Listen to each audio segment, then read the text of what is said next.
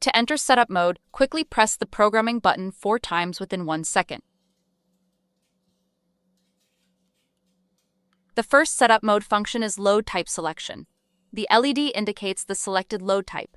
2 LED flashes indicate L mode. 4 LED flashes indicate RC mode. To switch between the available load types, press any already paired controller button.